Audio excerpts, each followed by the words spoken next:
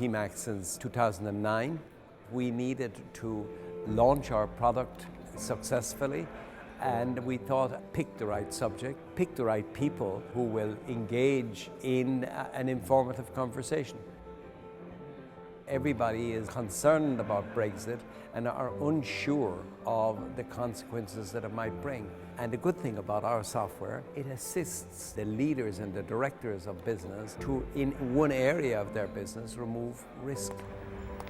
Lots and lots of people in Ireland are extremely concerned about what Brexit could mean, so there's going to be a huge amount of interest today. We've all got to understand the impact that we'll have on all sectors throughout the Irish industry, so us talking and mixing is got to be a good thing. Brexit for me means a whole new Europe.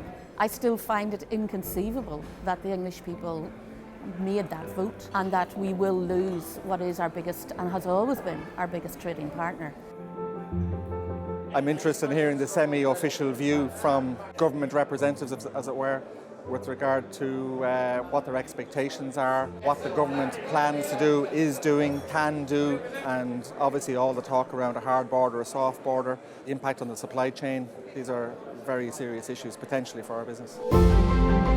Leo, during his leadership campaign to become the leader of Fine Gael, talked about the importance of opportunity, talking about making sure that the opportunities that he's been able to avail of are extended across the entire country, and the ambition that he has for everybody in our state. It's great to see such a turnout for what I'm sure will be a good session here this morning. It was very heartening this morning to see PEMAC on that stage and lead such an engaging presentation around Brexit. You know, going into an event like this, there's such a huge kind of thirst for knowledge on Brexit, and with an expert panel who really knew what they were talking about. Clearly, it's very difficult to predict. What's your sense of how things might shake out now? Well, I hope that the stance of the British government will evolve. We had some of the biggest brand names in the world responded to our invitation and came here. One of the largest companies present here this morning, the CEO said, I cancelled my flight to Amsterdam because I wanted to be here. What kind of a policy is it to say we want to do a whole lot of new trade deals all over the world, and the first thing you do is you pull out of the block that is the biggest trading deal in the world, and you throw away 53 agreements and you start again. I think that's dawning on the British.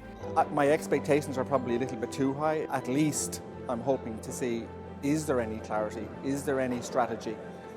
Is the government, for example, really on side with most businesses in understanding how serious this issue actually is? Multinationals who currently trade out of the UK into the European Union now have a difficulty. They don't know in 22 months where they stand in relation to access to that market.